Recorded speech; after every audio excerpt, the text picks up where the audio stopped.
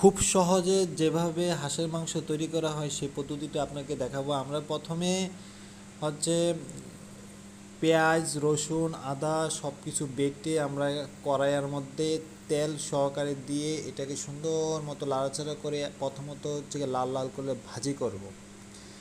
লাল লাল ভাজি হওয়ার পরে আমরা একটু প্রথমত পানি দেব। পানি দেওয়ার পরে হচ্ছে আমরা মশলা আইটেম যেগুলো আছে, যেমন জিরার গুঁড়া, ধনিয়ার গুঁড়া, হলুদের গুঁড়া, মরিচ, তার সাথে বেটে পেস্ট করে আমরা হচ্ছে জিরার গুঁড়া দিয়ে দেবো। তারপরে হচ্ছে ফ্লেভারটা আসবে।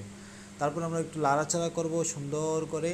মশলাগুলো যখন আগুনের তাপে, প্রচণ্ড তাপে যখন লাল লাল হবে, তখন আমরা মুরগের মাংসের মশলাটা উপরে দিয়ে দিব। তারপর যখন লাল লাল হয়ে যাবে, আমরা হাঁসের মাংসগুলো সবগুলো হচ্ছে সুন্দর করে কড়াইয়ের মধ্যে দিব। কড়াইয়ের মধ্যে দিয়ে এটা ভালো করে কষায় নিতে হবে। যত কষাবেন তত হাঁসের মাংস সুস্বাদু হয়। তারপর হচ্ছে পরিমাণ মতো লবণ দিয়ে দিবেন। তারপর 5-6 মিনিট লাড়া দিবেন। 15-20 মিনিট ভালো করে কষাবেন। এই যে আমাদের কষানো হয়ে গেছে, দেখেন লাল লাল করে, খুব সুন্দর। এটা খাইতে খুব সুস্বাদু। যখন কষানো হয়ে যাবে, দেখবেন যে মুখে দিয়ে দেখবেন যে এই লবণ হয়েছে কিনা বা কোনো কিছু কমতি আছে কিনা চেক করার পরে গরম পানি দিয়ে এটাকে হচ্ছে গিয়ে পানি ঢেলে দিবেন। আমরা এখন গরম পানি নিয়ে সুন্দর করে পানি ঢেলে দিব।